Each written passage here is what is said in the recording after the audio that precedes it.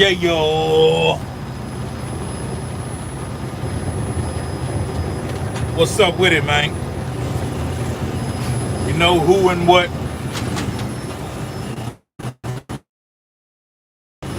it is, but what it's about. That's what we're hitting for right now, what it's about. Wrap up my day. But got some more fish on the grill. Know what I mean?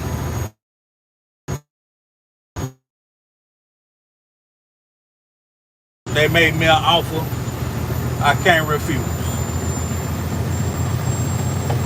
Ain't no need to go home this early. So I'm gonna jump back out there and grab me one more. But yeah, who out there doing what? We on the Trill truck talk. We ain't talking music right now.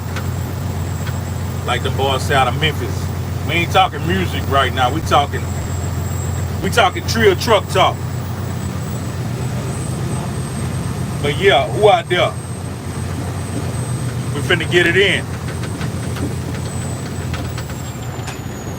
I got some good content for you right now. We ain't gonna spend too much time on it. We're gonna get to the point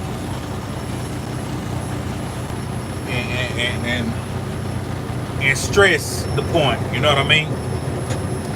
But yeah, I'm trying to let some people get off in here, cause it's Trill truck talk. Yeah, shout out to Golden Homie. Golden Homie say, come on with that Trill truck talk. All right. You sure right. You sure right. We Trill truck talking. I should have had this motherfucking mask on the other day. In the car with the nigga from Uber. Bitch ass nigga sneezed with the fucking windows up. And I'm sitting next to the nigga with no mask on. I was mad than the motherfucker. But yeah, we gonna get into some Trill truck talk. But let me go get this other paperwork. Let me go get this other paperwork, you know what I'm saying? So I can bust me another lick. Might as well. Might as well. Let me give you something to jam to. But I'm gonna tell y'all what I'm talking about in a second. I gotta go get this other paperwork so I could bust me another lick. Then we're gonna get to the subject. But I'm gonna give you a little something to jam to while I'm gone.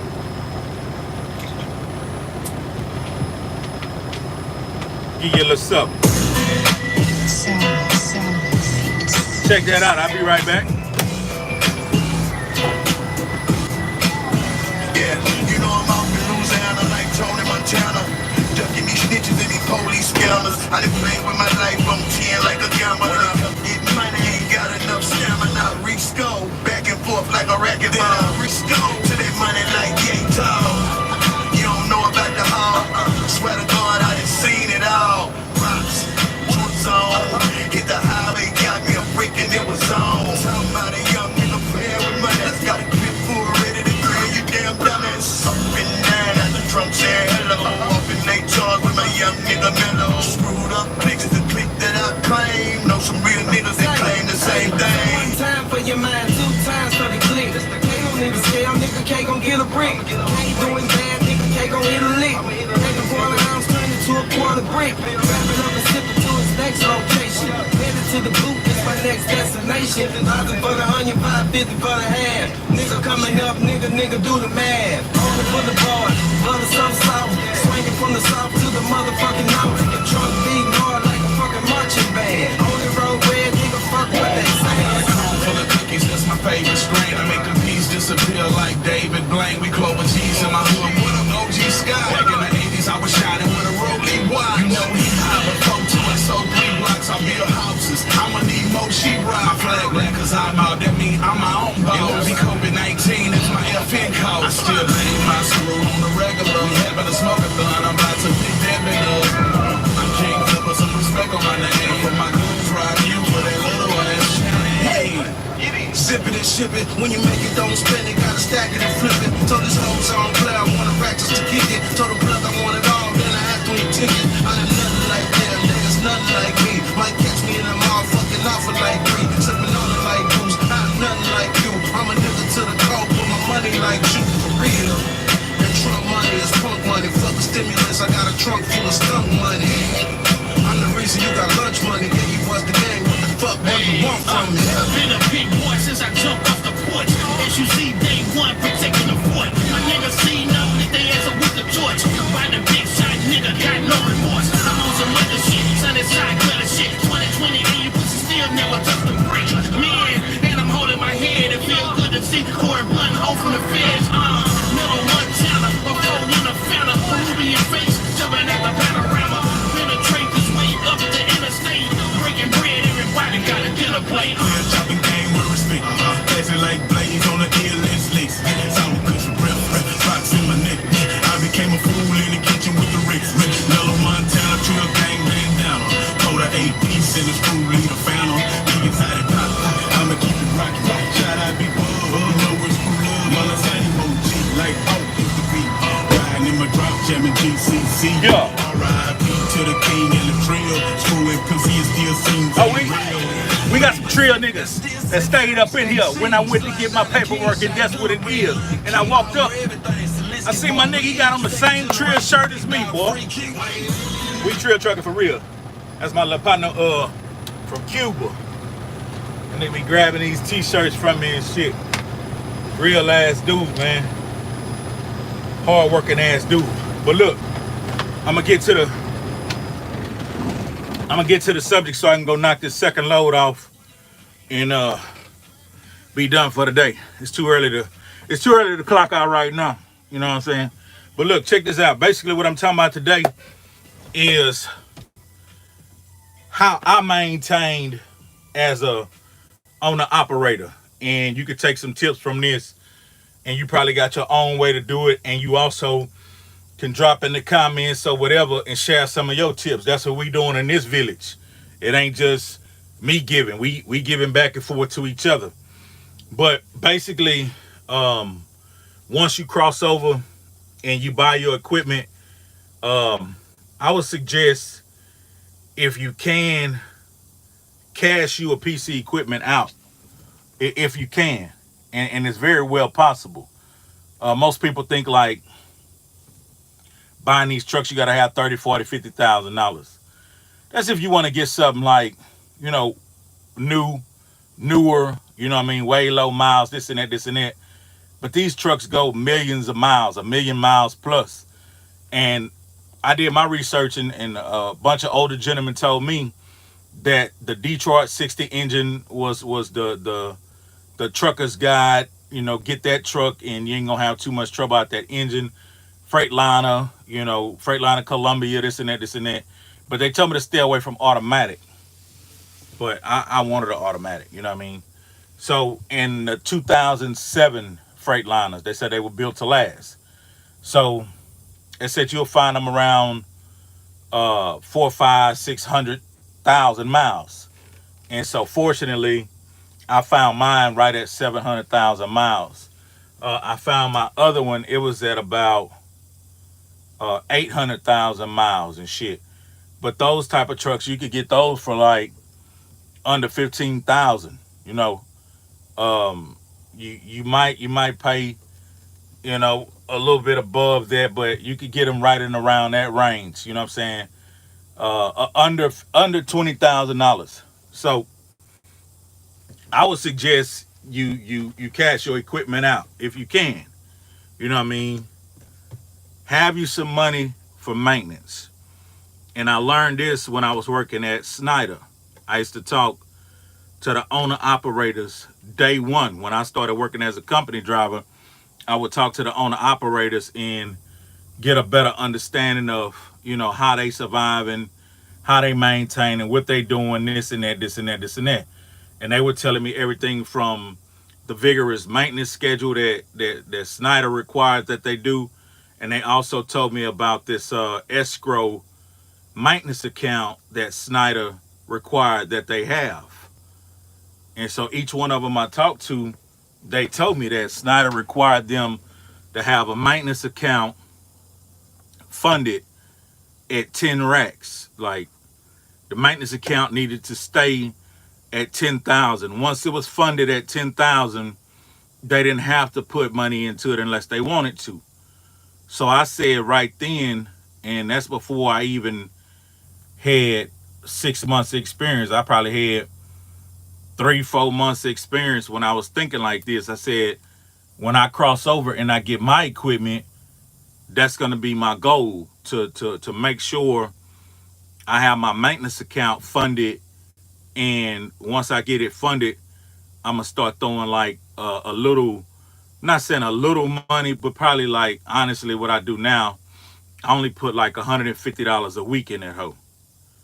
So once I got it to 10,000, I just put 150 a week in it just to stay, you know what I'm saying, wherever I need to be above the 10,000. So when the truck break, the truck is gonna break. Instead of me going out of business or calling family members or asking y'all for donations and shit, the truck has its own maintenance account. So I dig into the maintenance account and put the truck back on the road. And why you want to keep 10,000 or better is because sometimes you can have a major breakdown. You know what I mean? And if you have a major breakdown and you don't have the funds to bounce back, you're out of business. You know what I mean? So moving like that has taught me to manage and maintain way more than I ever have before in my life, because it's a strict regimen that I got to make sure that that maintenance account is always funded. You know what I mean? So you can't live above your means. You know, you got to cash out as much things as you want. Like if you want a new this or a new that, it's best to buy it, because that way you won't have so many bills going out. I live still a lavish, great lifestyle, but I don't have a whole lot of money going out. I don't buy a whole bunch of frivolous ass shit.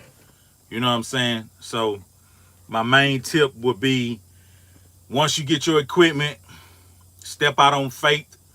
Once I got my equipment and it came out the shop, I probably had like 3 racks, and I was scared to go crank my shit up because I was thinking that anything could happen and that 3 racks will disappear like that, because tires are like $250, $300, you know, $400 for tires.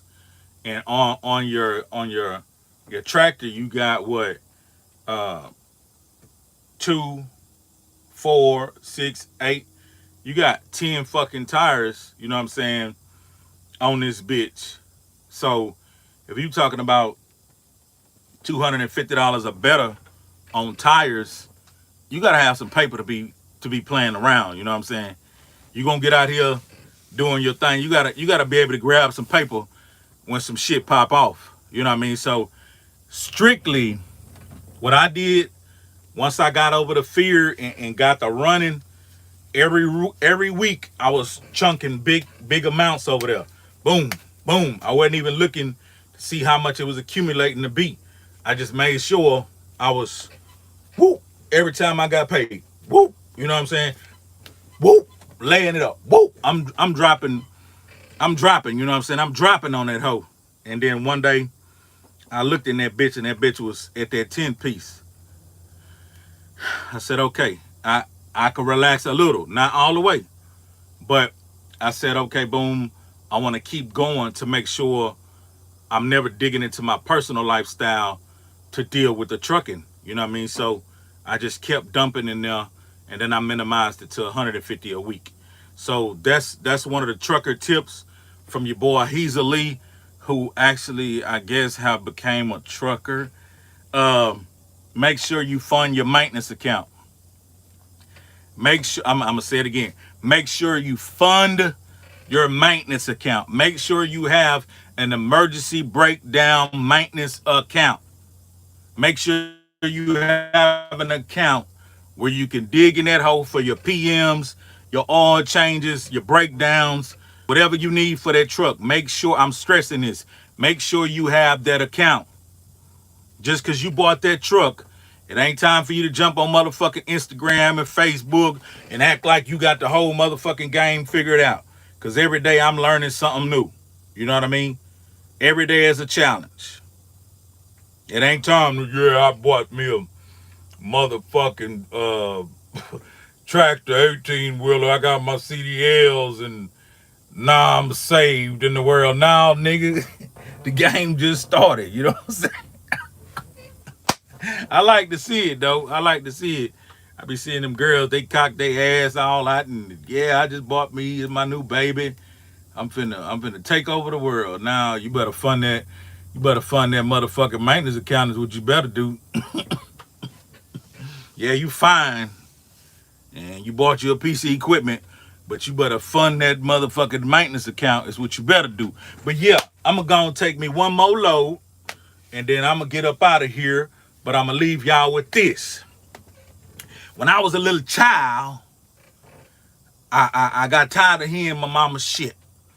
And I ran away. And when I ran away, I didn't know where I was going or what I was gonna do. And so I jumped on them. I jumped on the train. I hopped the train. And as the train was moving, I was about 13. I was strong 13-year-old too. And so as the train was moving, I hops on one of the carts. And I find another partner in there, and he moving around. I think his name was Boxcar Willie. So me and old Boxcar Willie, we on this damn train. Don't know where we going, but we just getting out of here. We just getting away. And so we land in this town. And I ain't got no money. I ain't got no food. I ain't got nothing. And so I'm trying to figure out how to scrape me up something to eat, this and that, this and that. And so I bump into a person, and they tell me, look, you look young and strong. I got a way you can get paid so you can feed yourself because you out here trying to make it. And I'm like, I'm all ears. They say the circus just came to town, the Barnum and Bailey Circus. It's the greatest show on earth. And they need workers. So I'm like, how can I find this circus? He like, just go down this street right here and make that turn right there. You're gonna see the sign and ask for Mr. Rudolph. So I went on down there and you know, I don't know what to expect. I ain't never worked at a circus before. And so I'm like, hey, y'all know where Mr. Rudolph at? And they're like, Mr. Rudolph over there. So I find Mr. Rudolph. I'm like, say, man, I'm needing a job. This and that, man. I works hard. I do whatever I gotta do. Boom, boom, boom. I'm out here trying to make it. He like, yeah, I do need a line timer. I say, shit, I ain't never even seen the line. I seen a little domestic cat before, but I ain't never seen a line. He said, oh, nothing, just a bigger version of a domestic cat. And he said, all you gotta do, I'm gonna give you a whip, and I'm gonna give you a pistol, and I'm gonna give you a chair. He said, I'm gonna put you in the ring with the line, and all you got to do is go pow with the whip and the pow with the pistol and point to the chair. You dig? So I say, all I got to do is go pow with the whip and the pow with the pistol and point to the chair. He said, that's all you got to do. And the lion going to go to the chair, stand up on that old rah, rah, rah. That's all he going to do. So I say, how much that pay? He say, shit, that pay $500-600 a week. I say, damn, I ain't never seen that kind of money before. I say, shit, when I start? He say, tonight. And I say, okay, cool. He gave me a little outfit to wear and shit. And man, now it's the announcement. It's the greatest show on earth, the Barnum and Bailey Circus. Mr. Rudolph and his ferocious lines, this and that. Come on, come want to see y'all. They selling popcorn, they getting it popping, and the next thing you know, they call me they call me Young Heezy back then. Young Heezy, the new line timer. Everybody standing there. Oh. So the nigga put me in the ring, man. And in came this big motherfucking lion. Motherfucker stood about damn near 5 foot out the ground, 5 foot off the ground. Bitch had big muscles. You know what I'm saying? Bitch looked ferocious. Bitch teeth was about 5-6 inches and shit. You know what I'm saying? And I'm in there. I ain't tripping, but man, this here is something I ain't never faced before. And so the lion coming up and he and I'm like, shit, I'm shaking in my boots. And Mr. Rudolph say, remember what I told you to do? I said, oh yeah. So I went pow with the whip, you know what I'm saying? And the pow with the pistol. And I pointed to the chair, but the lion was still like, fuck that chair. He's still coming at me. So I went pow with the whip. You know what I'm saying? Pow with the pistol and I point to the chair. The lion ain't fucking with it. So next thing you know, I pow and I shot that motherfucking lion ear off, boy. I went pow with the whip. Boy, I knocked that motherfucking lion tail off. The goddamn crowd went crazy. They say, oh, you better get him out of there. You better get him out of there. Mr. Rudolph say, you better get him out of there. I say, you better get me out of here before I make a bulldog out of his ass.